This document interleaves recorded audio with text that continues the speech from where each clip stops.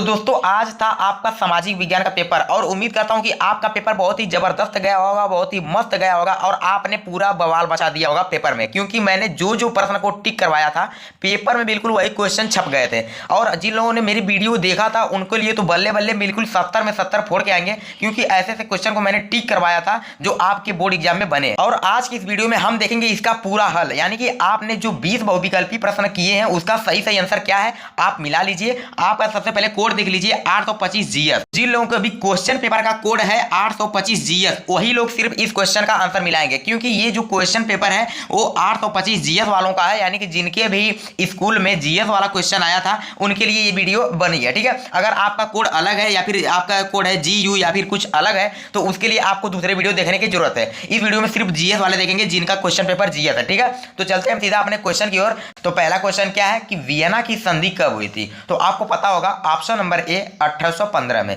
दूसरा क्वेश्चन देखिए, ठीक है, दूसरा क्वेश्चन भी बहुत इंपॉर्टेंट था और मैंने पढ़ाया भी था। ठीक है, महात्मा गांधी ने असहयोग आंदोलन वापस लेने का फैसला कब किया था, तो कब किया था ऑप्शन नंबर सी हो जाएगा फरवरी 1922 में। तीसरा क्वेश्चन की ओर चलते हैं, बहुत ही इंपॉर्टेंट क्वेश्चन था और बार बार पूछा भी जाता है। ठीक है, तीसरा क्वेश्चन था कांग्रेस ने अपने किस अधिवेशन में पूर्ण स्वराज की मांग को औपचारिक रूप से स्वीकार कर लिया, तो ऑप्शन नंबर क्या हो जाएगा बी लाहौर अधिवेशन 1929 ईस्वी। ठीक है, चौथा देखिए श्रीलंका में निम्नलिखित में से कौन सा बहुसंख्यक वर्ग है, तो बहुसंख्यक वर्ग कौन सा है सिंहली, ऑप्शन नंबर डी सही हो जाएगा। ठीक है, पांचवा क्वेश्चन देखिए आपके सामने आता है पांचवा क्वेश्चन, निम्न में के कौन सा समवर्ती सूची का विषय है, तो समवर्ती सूची का विषय कौन सा है शिक्षा। वेरी वेरी इंपॉर्टेंट क्वेश्चन था और बहुत ही आसान क्वेश्चन था, आप लोगों ने पढ़ा भी होगा। ठीक है, ये रहा आपका पांचवा क्वेश्चन। लेकिन अभी तक आपने इस वीडियो को लाइक नहीं किया तो एक लाइक कर दीजिए। अगर आपने इस वीडियो से कुछ भी सीखा हो या फिर आपको इस वीडियो में कुछ भी मजेदार लगा हो तो इस वीडियो को लाइक जरूर से कर दीजिए। और बाकी अगर आप हर बोर्ड एग्जाम को फोड़ना चाहते हैं, अभी आपका इंग्लिश का पेपर है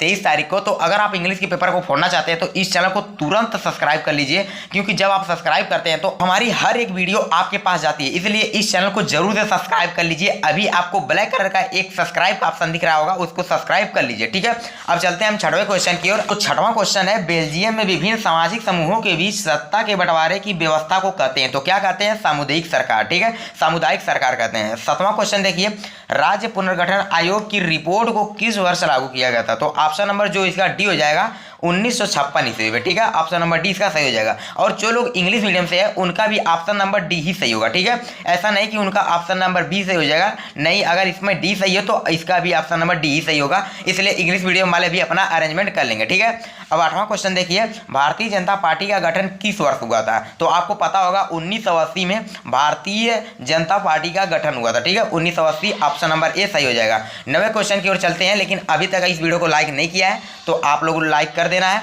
और इस चैनल को भी सब्सक्राइब कर लेना है अगर आपको और भी बोर्ड एग्जाम फोड़ना है। अभी आपका इंग्लिश का बचा है, मैथ का बचा है, साइंस का बचा है, इसलिए अगर आप इस चैनल को सब्सक्राइब करते हैं तो आप अपने बोर्ड एग्जाम को बहुत अच्छा बेहतर बनाएंगे। ठीक है, नवा क्वेश्चन देखिए कांग्रेस कार्य समिति ने ऐतिहासिक भारत छोड़ो प्रस्ताव कब पारित किया, तो आपका ऑप्शन नंबर बी सही हो जाएगा 14 जुलाई 1942 ईस्वी में। ठीक है, 10वां क्वेश्चन देखिए किसने ऐलान किया था कि अस्पृश्यता को खत्म किए बिना 100 साल तक भी स्वराज की स्थापना नहीं की जा सकती, तो इसका ऑप्शन नंबर डी क्या हो जाएगा महात्मा गांधी ने ये बात कही थी। ठीक है, 11वें क्वेश्चन की ओर चलते हैं उत्तरी पूर्वी राज्यों में शुद्ध बोए गए क्षेत्रफल के कम होने के लिए कौन सा कारक उत्तरदायी है, तो इसका ऑप्शन नंबर जो ए बी सी यानी कि आपका ऑप्शन नंबर सी तीनों सही हो जाएगा, इसलिए आपका ऑप्शन नंबर जो डी है उपयुक्त सभी सही हो जाएगा। ठीक है, ऑप्शन नंबर डी सही हो जाएगा। ठीक है, अब 12वें क्वेश्चन की ओर चलते हैं। तो 12वां क्वेश्चन ये रहा जल भंडारण हेतु भूमिगत टैंक यानी कि टैंक को क्या बोलते हैं टाका भी बोलते हैं का प्रयोग विशेषकर निम्नलिखित में से किस राज्य में किया जाता है, तो इसका ऑप्शन नंबर सी क्या हो जाएगा राजस्थान सही आंसर हो जाएगा। ठीक है,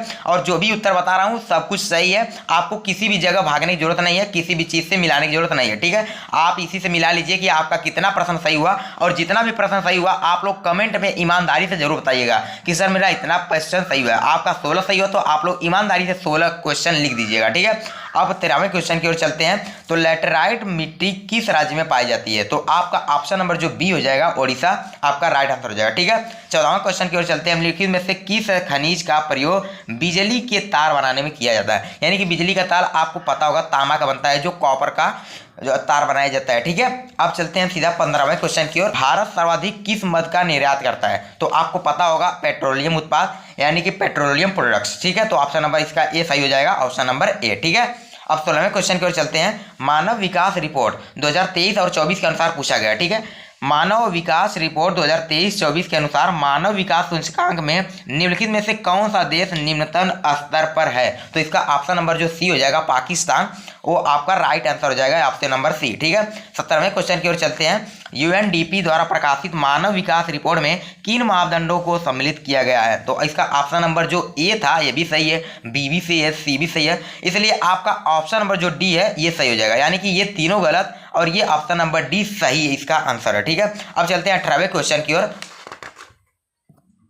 तो 18वां क्वेश्चन ये रहा, निम्नलिखित में से कौन सा कार्य द्वितीय क्षेत्र के अंतर्गत आता है? तो इसमें जो ईंट बनाना है, ऑप्शन नंबर सी द्वितीय क्षेत्र के अंतर्गत आता है। ठीक है, अब 19वें क्वेश्चन की ओर बढ़ते हैं और बहुत ही आसान आसान क्वेश्चन आए थे, ज़्यादा टफ भी क्वेश्चन नहीं आए थे और बहुत ही ईजी क्वेश्चन थे। ठीक है, निम्नलिखित में से कौन सा वैश्वीकरण का प्रतिफल है? तो जो इसका ऑप्शन नंबर डी हो जाएगा, उपयुक्त सभी इसका प्रतिफल है। ठीक है, अब 20वां क्वेश्चन देखिए और आज का ये लास्ट क्वेश्चन है। अगली वीडियो में हम आपको बताएंगे कि कैसे आपको लिखने वाले प्रश्न करने थे जो आपको वर्णनात्मक प्रश्न आया था। ठीक है, उपभोक्ता सुरक्षा अधिनियम कब बना? तो इसका ऑप्शन नंबर क्या हो जाएगा? ऑप्शन नंबर ए 1986 ईस्वी में, इसका राइट आंसर हो जाएगा। ठीक है, ये रहा आपका 20 के 20 प्रश्न जिसके सही सही उत्तर मैंने करवा दिया और ये रहे आपके वर्णनात्मक प्रश्न। अगर आपको इनका भी हल चाहिए तो कमेंट में लिख सकते हैं आप लोग सॉल्यूशन, और अगली वीडियो इस पर ही बनने वाली है। आपको पूरा डिटेल में बताया जाएगा कि आपको कैसे लिखना था इसका उत्तर, आपको इसका उत्तर कैसे लिखना था, इसका उत्तर कैसे लिखना था, यानी कि हर एक क्वेश्चन का आंसर आपको लिख कर बताया जाएगा। ठीक है, आप लोग कमेंट में सिर्फ क्या लिखना है? सॉल्यूशन, और इस वीडियो को तुरंत लाइक कर देना है